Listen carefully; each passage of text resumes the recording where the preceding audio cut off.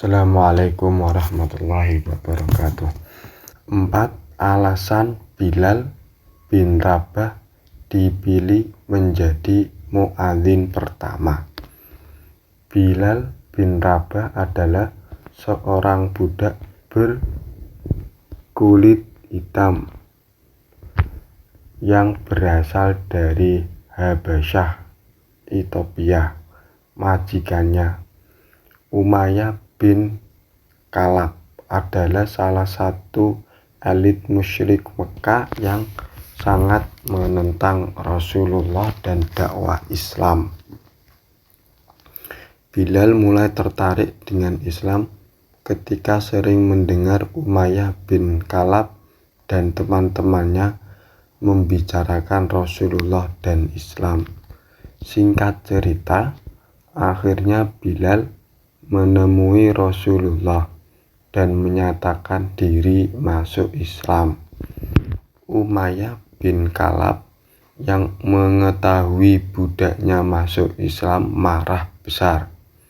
Berbagai macam tindakan kasar dan sadis dilakukan untuk memurtadkan Bilal, mulai menjemur Bilal di padang pasir tanpa pakaian hingga menjatuhi batu besar. Tapi Bilal tetap kekuh dengan keyakinan barunya, Islam. Abu Bakar memerdekakan Bilal bin Rabah setelah mengetahui keadaannya yang begitu malang. Semenjak itu, Bilal selalu berada di dekat Rasulullah. Ia ikut berhijrah bersama Rasulullah dan para sahabat lainnya.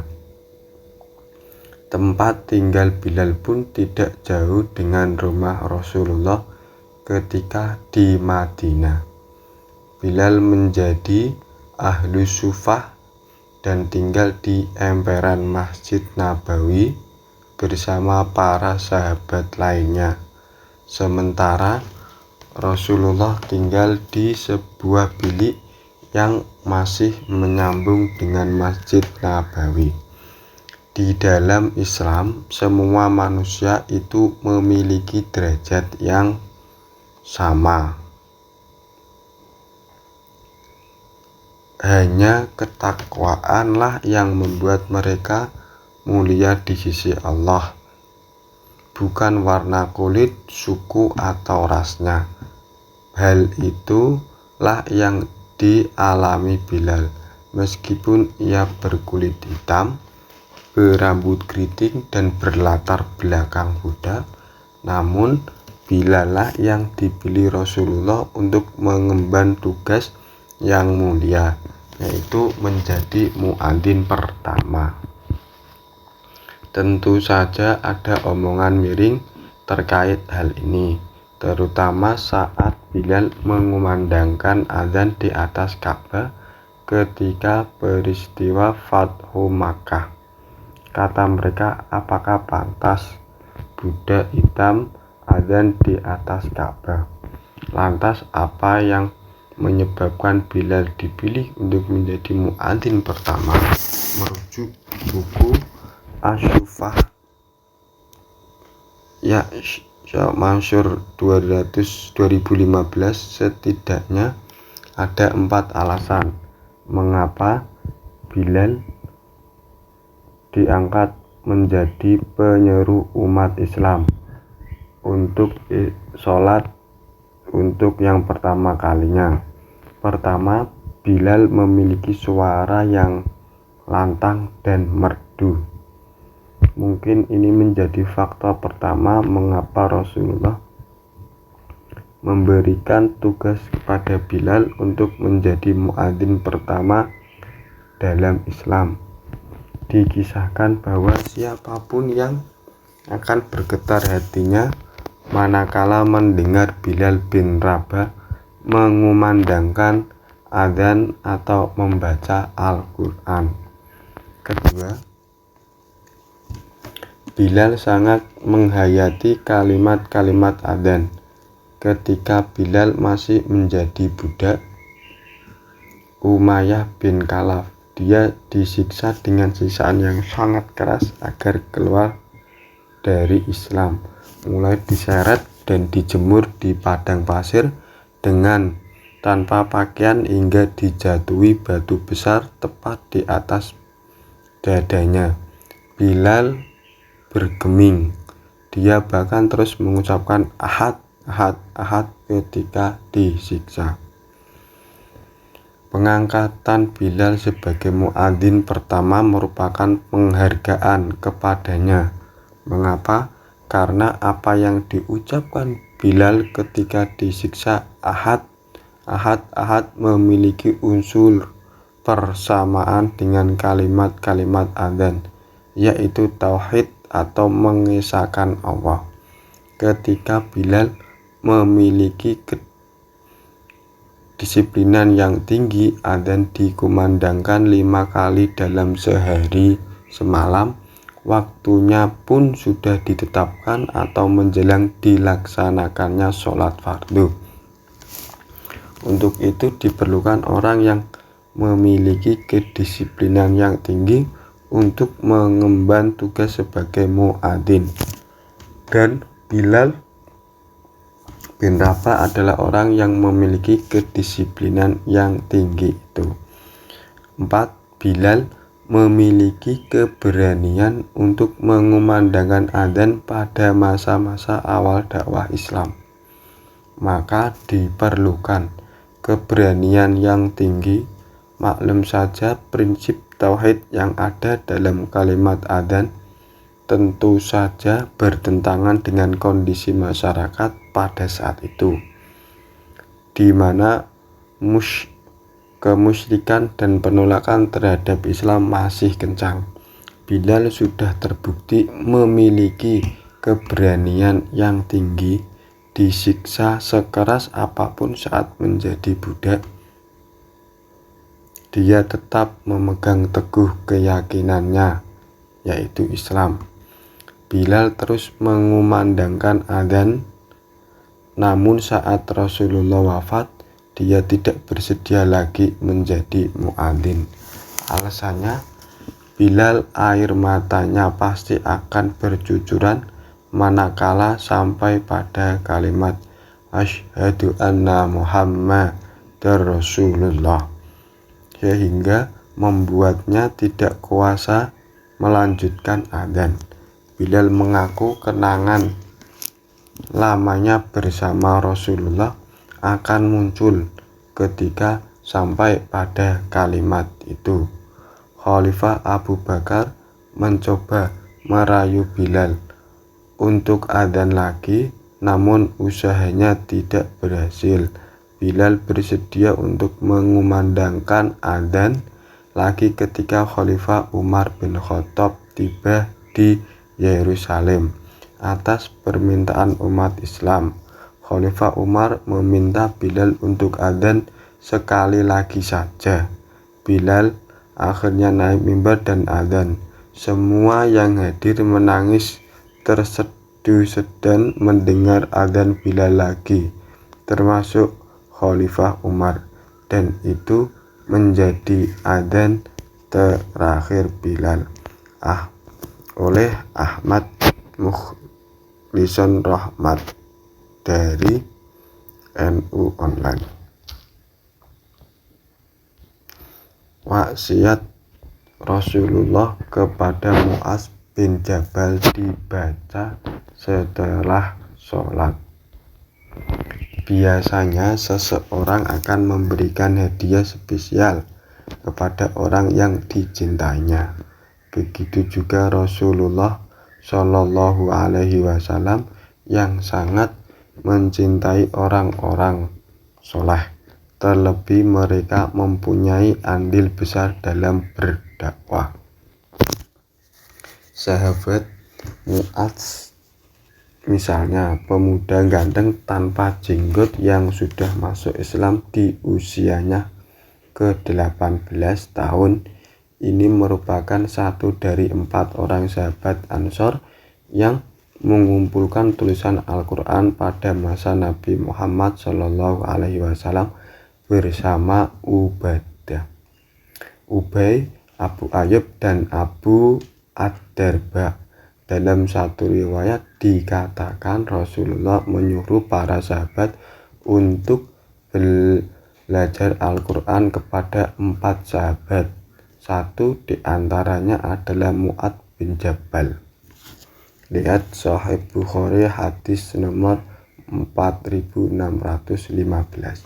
Terdapat segudang prestasi yang diraih oleh Mu'adz selama hidupnya.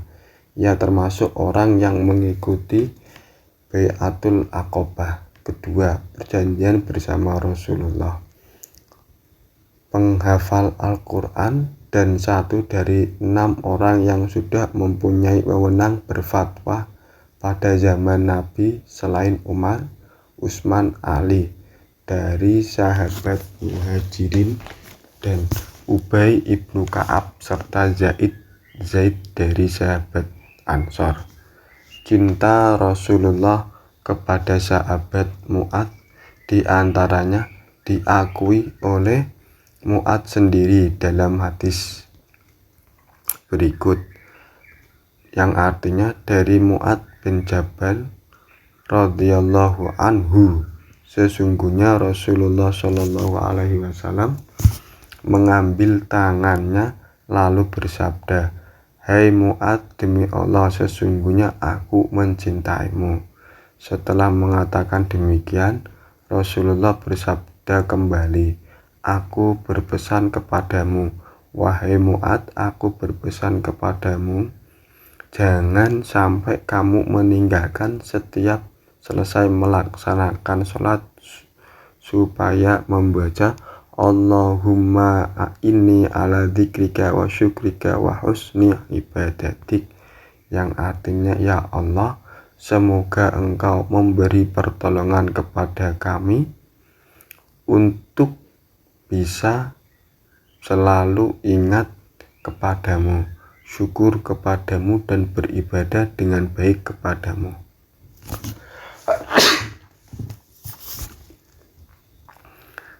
Pada hadis di atas, Mu'adz kemudian mewasiatkan kepada Nabi lalu meriwayatkannya kepada Abdurrahman. Cindera mata Nabi tidak berupa harta benda yang akan mudah lenyap, tapi yang diberikan adalah doa spesial. Dengan begitu semua umat Islam bisa ikut mengamalkan cindera mata tersebut. Berbeda jika berupa pakaian, hanya bisa dipakai Mu'adz sendiri. Inilah pemberian yang manfaatnya luas hingga sekarang. Mata rantai sanad hadis yang terkenal dengan sebutan hadis musalsal bil mahabbah tersebut masih diabadikan sebagian kalangan. Biasanya hadis tersebut diberikan khusus kepada orang yang dicintai, semisal guru kepada murid yang telah menuntaskan semua bidang keilmuan atau karena alasan-alasan lainnya. Dilansir di An-Onan oleh Ahmad Mudir.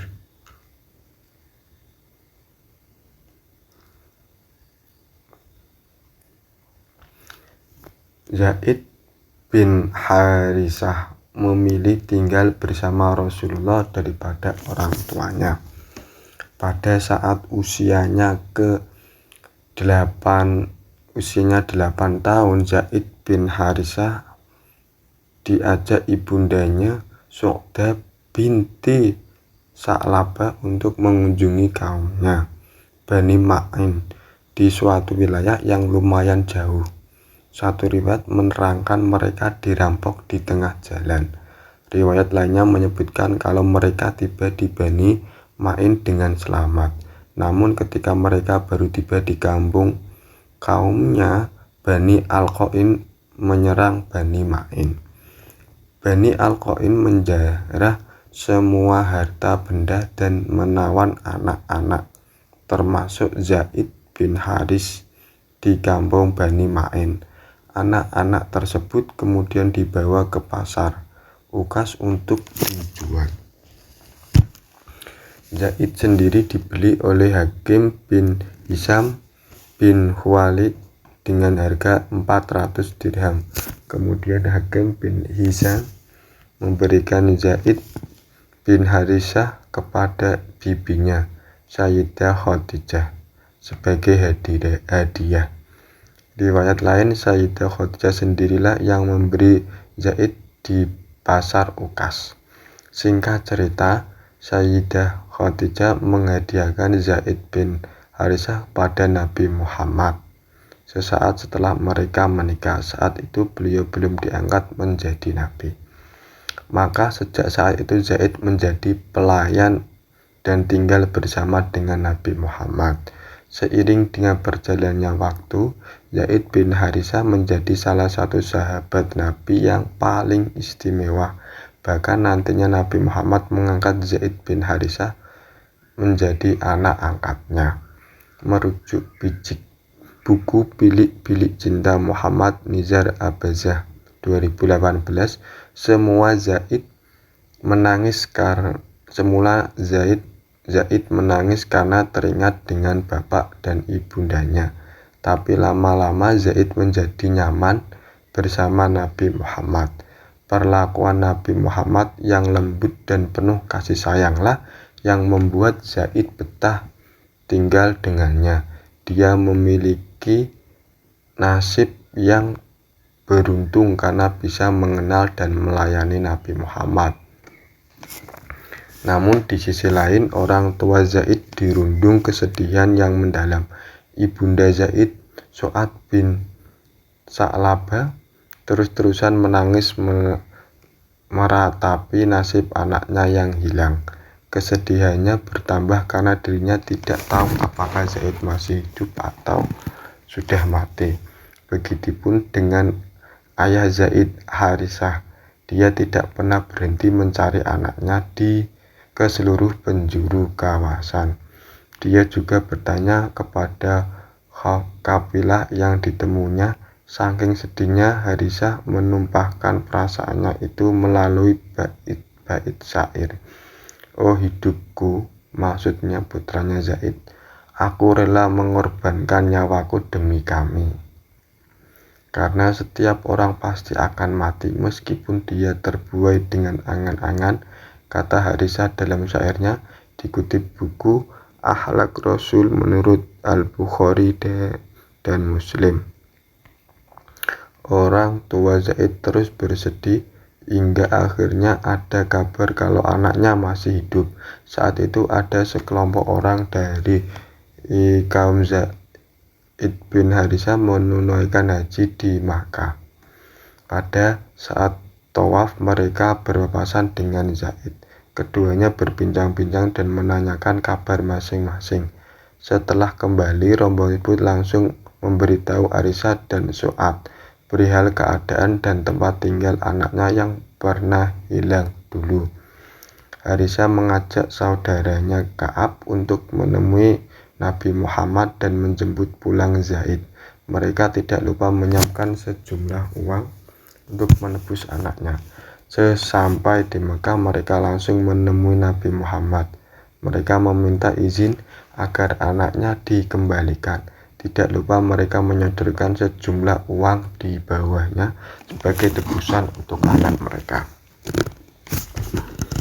Nabi Muhammad langsung menolak ataupun menerima tawaran orang tua Zaid tersebut. Beliau kemudian memanggil Zaid untuk memilih sendiri apakah memilih tetap bersama Nabi Muhammad atau memilih pulang dan tinggal bersama orang tuanya. Nabi Muhammad tidak mengharapkan uang tebusan itu manakala Zaid lebih memilih orang tuanya. Anda sungguh-sungguh berlaku adil, kata mereka Nabi Muhammad.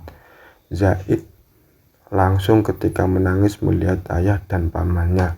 Ia tidak kuasa menahan isak tangisnya itu. Setelah kondisi Zaid cukup tenang, Nabi Muhammad menyampaikan maksud kedatangan ayahnya dan kemudian melontarkan dua pilihan tadi. Zaid tidak langsung menjawab. Baginya itu adalah sebuah pilihan yang tidak mudah. Namun setelah lama berpikir, Zaid akhirnya menjawab untuk tetap bersama Nabi Muhammad. Seketika itu Harisah mengucapkan sumpah serapah kepada anaknya. Dia tidak terima anaknya lebih memilih menjadi budak dan menolak pulang bersamanya. Nabi Muhammad kemudian mencoba menenangkan Harisah. Beliau mengajaknya ke Hijr Ismail yang berada di sisi Ka'bah. Di sana Nabi Muhammad mendeklarasikan bahwa mulai saat itu Zaid adalah anak angkatnya. Wahai segenap yang hadir di sini, saksikanlah bahwa ya, Zaid adalah anakku, dia adalah ahli warisku, kata Nabi Muhammad. Hati Harisah dan Ka'ab menjadi tenang setelah mendengar deklarasi Nabi Muhammad itu. Mereka menjadi maklum dan bisa menerima keputusan Zaid yang lebih memilih bersama Nabi Muhammad daripada dirinya. Mereka tahu anaknya memiliki kedudukan mulia di Mekah. Mereka pun kembali dengan hati lega, tenang, dan puas. Dikutip dalam NU Online, Ahmad Mukhlison Rahmat. Kisah sahabat dan orang soleh saat mendengar tilawah Al-Quran. Imam An-Nawawi mengutip hadis riwayat Ad-Darimi yang mengisahkan sahabat Umar bin Khattab radhiyallahu an yang mengisahkan sahabat Umar bin Khattab yang menjadikan tilawatil Quran sebagai instrumen untuk mengingatkannya kepada Allah. Sahabat Umar hadirkan qori di kalangan sahabat untuk membacakan Al-Quran.